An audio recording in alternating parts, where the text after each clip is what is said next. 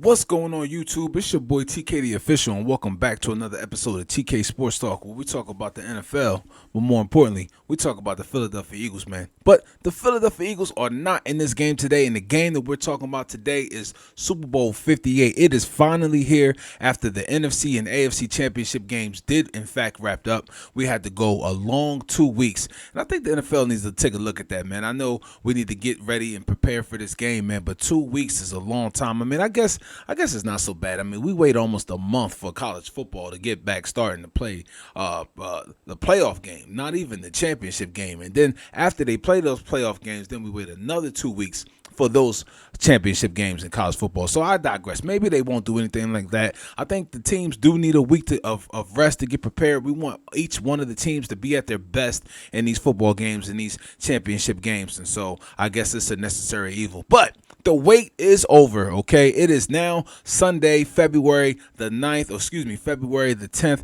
and it is time. It is time, February the 11th. What am I doing? This is how long I've been waiting for this game. I don't even know what day it is. I just know it's Sunday, February the 11th. The game is played in Las Vegas. It's going to kick off tonight at 6:30. You have the San Francisco 49ers going up against the Kansas City Chiefs. And you know what? This game is going to come down to legacy. Okay, we got legacy on the line for Patrick Mahomes. You got legacy on the line for Andy Reid. You got legacy on the line for Kyle Shanahan. Kyle Shanahan has long been viewed as one of the greatest football coaches over the last 10 or 15 years in the National Football League, okay? And has had multiple chances of getting his team to the NFC Championship game, to the Super Bowl, and has not been able to accomplish winning the victory for his teams. Okay, he's fallen short. In fact, he's a part of one of the biggest collapses in Super Bowl history when he was a part of that Atlanta Falcons team that was up 28-3 against Tom Brady and the Patriots,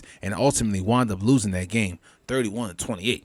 Okay, I know. Sorry to bring up bad news, but the San Francisco 49ers, man, for this is a legacy game. Not only is this a legacy game, this is a legacy game for players like Trent Williams, okay? How many more times is Trent Williams going to be able to get back to the Super Bowl in his Hall of Fame career that he's had? This is a legacy game for guys like George Kittle, one of the greatest tight ends that we've seen outside of Travis Kelce, all right? How many more opportunities will he have to be able to get back and be able to win a championship? For the San Francisco 49ers defense, you've been a team that has been right there on the cusp each and every year and have not been able to take that next step and get over the hump and get out there and try to win yourself a Super Bowl and submit, okay, the fact that you were one of the best defenses out here over the last 5 or 6 seasons out here, okay, and submit the fact that you were one of the most dominant teams in the NFC conference, okay? While you've been one of the most dominant teams, you've not gone back to the NFC championship game as many times as you'd like to. You've not gotten to the playoffs, to the Super Bowl as often as you'd like to. And now you're going up against the Kansas City Chiefs, who are coming off of their 6th straight AFC championship game, okay? And are now playing in their 3rd Super Bowl in the last 4 years, okay? Looking to win number 3, all right? So this is a big game here, all right? We're going to go back and look at how we got here to this game, all right? If you're the San Francisco 49ers, you're very fortunate to be here, okay? Now, the fact remains that you are here, okay? So kudos to you if you're the San Francisco 49ers or if you're a San Francisco 49er fan. Kudos to you, all right? But let's take a look at how you actually really got here, okay? We know that the San Francisco 49ers limped in, all right, had a first-round bye, but they limped in, and they just was able to beat the Green Bay Packers, one of the youngest team in the league, in a game where the Green Bay Packers outplayed them. Okay, but their youth showed at the end of the game. Jordan Love made a horrible pass across his body that sealed the game when they just needed a field goal. He didn't have to do what he did. They were already driving down there, but I digress. Okay, San Francisco was able to win that football game and then get ready to host the game against the Detroit Lions. Okay, and the Detroit Lions outplayed San Francisco again in this game. I mean, when I say that San Francisco was being outplayed, I'm talking down double touchdowns, okay? Down 2 touchdowns, down 2 scores, okay? Just being outplayed the entire game. But again, all right? You had Dan Campbell just taking chances that he did not need to take, mismanaging the game, all right, and really just ruining the efforts of his football team. And because of that, it cost his team the game, and they wound up losing the game by 3 points when they had an opportunity to kick a field goal and take a strong command of that football game that would have put them up 17 points. They did not do that. They wound up turning the ball over. And what you don't understand about the game is this game is ebbs and flows, man. And momentum is a big thing. When you're driving and you're beating the team down and then you just lose the momentum, your team, they feel that, all right? And sometimes it's hard to overcome that. And the other team, they feel a surge. They're like, okay, now we got a chance. They want to take advantage of the opportunity. They get a little extra incentive to go harder. And you just cannot count that out in a football game. Or unfortunately, for Dan Campbell and the Detroit Lions, that's what happened. And the San Francisco 49ers are here today. Now, on the flip side of things, we look back at the Kansas City Chiefs. We look back at the regular season, a 10-6, a 10-7, or 11-6 season for the Kansas City Chiefs, and that's not typical of an Andy Reid and the Patrick Mahomes led team. All year we were looking at the Kansas City Chiefs, trying to figure out what is wrong with this Kansas City football team. Is this the same Kansas City team? Will this team not be able to make a deep run into the NFL playoffs? And again, it's Patrick Mahomes and Andy Reid. Okay, once the playoffs started, the Kansas City Chiefs did host the first game. All right, they were able to go ahead and convincingly win that football game against, I believe, what was the Miami Dolphins. Okay, and then they were able to then go on the road and win.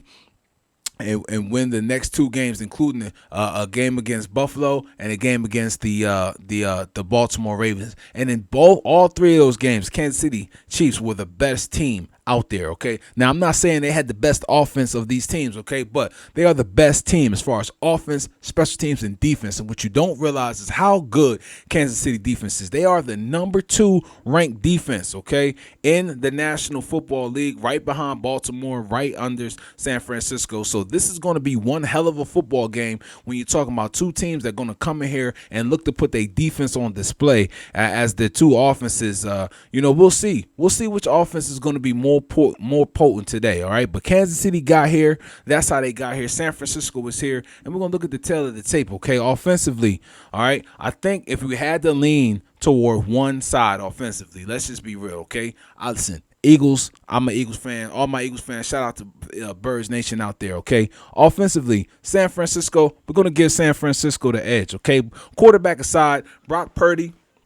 You got Travis Kelce, quarterback aside. You got Christian McCaffrey. You got Deebo Samuels. You got Brandon Ayuk. You got Kyle Juszczyk. You got George Kittle. All right, Trent Williams on that line. All right, and then you got the quarterback who's been making everything happen right now. Questions is he a game manager? Is he a game changer? Okay, listen, Brock Purdy is the quarterback of the San Francisco 49ers, the leader of that football team, one of the captains of that football team, clearly, okay? We look at the last game Brock Purdy played. Brock Purdy was scrambling. Brock Purdy was making plays impromptu. Brock Purdy was getting out there, making plays off script, all right? It's one thing when you have to make the throws that are on the script, all right? The guy's going to be here, all right? It's a perfect drop, all right? We're going to get back to 5, all right? When you hit that back foot, you're going to go ahead and let it go. Guy's going to be there, boom, boom, boom, all right? But when it breaks down, it's not like that. You got a guy in your face. The guy's not there. He's been jammed off the line. You got to figure out. You got to make some time. You got to keep your eyes open down the field. You got to make some things happen, whether you can throw it, whether you scramble it, whatever you're going to do, but don't turn the football over, okay? And that was the case with Brock Purdy as he was trying to come back and bring his team back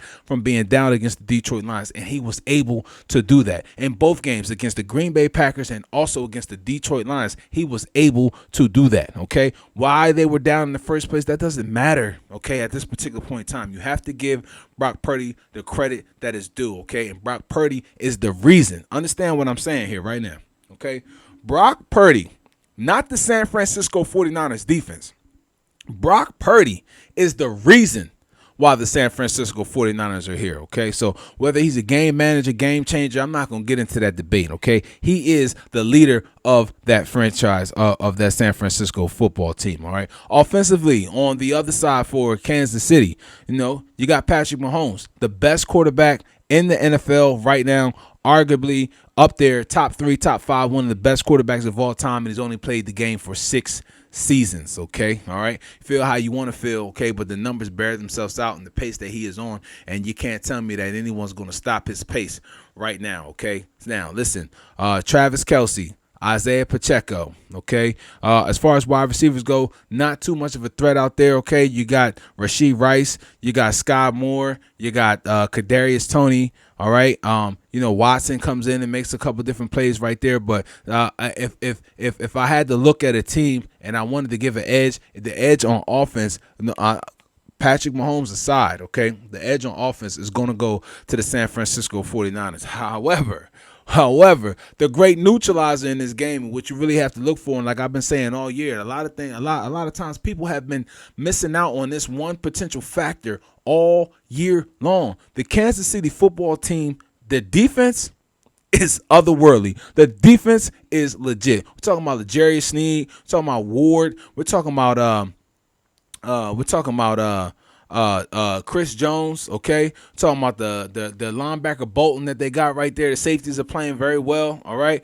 The Kansas City defense is making things happen. Shout out to my other man that's on the defensive end right now. I can't remember his name to save my life right now, okay? But he's been showing up. He got hurt in the last game. I hope he's available to play today. All right, the Kansas City defense all year long consistently has been showing up. Really giving a lot of credit to Steve Spagnuolo. Spags has been one of the greater defensive coordinators in the game for quite some time, okay? We're talking about going past at least over the past 15 years. He has been one of the most feared defensive coordinators out here, and his team is just absolutely playing underneath his guidance, and it's been a great thing to see, okay? On the defensive side of the ball for San Francisco, San Francisco's been a little shaky. They were shaky against the young Green Bay team. They were shaky against the Detroit Lions team. And you can arguably say that their defense is the reason why they were at the point of being able to lose both of those games. Okay? How will the defense come out today against Patrick Mahomes and the Kansas City Chiefs? Not only Patrick Mahomes and the Kansas City Chiefs, we got to give a lot of credit to Andy Reid and his play calling, his play designing. We know that they will have been watching the tape of what the San Francisco 49ers have been doing, what other teams have been doing to them, and I have to understand that they are going to run a lot of the same concepts and mix in a lot of those concepts that gave the San Francisco 49ers trouble. And now you have a quarterback like Patrick Mahomes who's not going to make the type of mistake that Jordan Love made, who's not going to make the type of mistake that Jared Goff made. And you got a coach and Andy Reid that's not going to make the type of mistakes that Dan Campbell made. This is going to be an exciting game. I don't know who's going to win this game. If I had to pick this game, all right, I'm going to give you two answers, okay? Because number one, I can't go against Patrick Mahomes, all right? Going against Patrick Mahomes just does not make logical sense, all right? Patrick Mahomes is one of the greatest quarterbacks that you will have ever seen throughout your time of watching football, okay? Andy Reid in combination of Patrick Mahomes will go down in infamy. They're just getting started in their tenure. Who knows how many championships they will actually wind up winning together, okay? So on one side, I'm saying absolutely it's the Kansas City Chiefs. On the other side, all right, I just think about the defense, okay? Both these teams have very, very good defenses. Yes, San Francisco's defense hasn't been playing as well the last 2 weeks, but we know they have the players on that side. They have the capability on that side. And they have 2 weeks to prepare for this game, okay? And I don't think that there's anyone on a wide receiver side on Kansas City that scares anybody on the San Francisco 49ers side, okay, as far as being able to cover those guys out there on the football field, all right? And also getting that pass rush from Nick Bosa, getting that pass rush from Javon Hargrave, getting that pass rush from Chase Young, okay? That's going to be the key to this game. Can you force Patrick Mahomes to throw the ball before he wants to? Can you force this Kansas City offense to get off schedule? Can you keep Patrick Mahomes in the pocket and not allow him to escape and make big plays with his legs, okay? Those will all be big pivotal factors, okay? However, I think the San Francisco 49ers can do it, okay? I think their defense is really tough. You have to understand that the Kansas City offense, all right, as good as Patrick Mahomes has been, all right, has not been that great, all right? And unfortunate enough, the Kansas City defense has been outstanding, and they haven't gone up against the offense that can threaten them, even against Baltimore, okay? Lamar just didn't do what he needed to do as far as with his legs to be able to take over that game, okay? But they shut that offense down, and Baltimore is one of the hottest offenses in the league. I think at the time they were averaging about 30 points in the last 5 games, and they came in and shut them down, okay? So when I look at that and I think about those things, all right, I look at all the weapons that the Kansas City that San Francisco 49ers have, and McCaffrey and Ayuk and Debo and George Kittle and even the fullback Juszczyk, how they use him sometimes, okay, and Mitchell and some of those other guys, and I just think that offensively, if Kyle Shanahan can scheme up some things to help the to help the San Francisco 49ers get some early points on the board, I think that the San Francisco 49ers defense can do enough to hold on and win the game and finally reach that elusive Super Bowl that they've been chasing after over the past 5 years, okay? So if I had to give a score for this game today, okay, I'm going to say the San Francisco 49ers win this football game today by a score of 24-20, okay? Give me the San Francisco 49ers to win Super Bowl 58 today by a score of 24-20. It hurts my heart. It pains my heart to say it, okay? But I just think that the defense is going to be a wash today, all right? I know San Fran hasn't been playing as well, but they have the talent for one game to lock it up and to play outside of their minds, all right? And if they can get some production from their offense, I know the Kansas City Chiefs defense has been playing outstanding, okay? But if Kyle Shanahan could scheme up some things and get them some early points in the first half, I think that the San Francisco 49ers can hold on to win Super Bowl 58 again by a score of 24-28. This has been TK the Official. This has been a Super Bowl preview, all right? Everyone have a great time watching the game. Make sure you come back and tune in, and we will do a complete and total recap of what happened in Super Bowl 58, all right? Hey, have yourselves a great Super Bowl Sunday, and go Birds.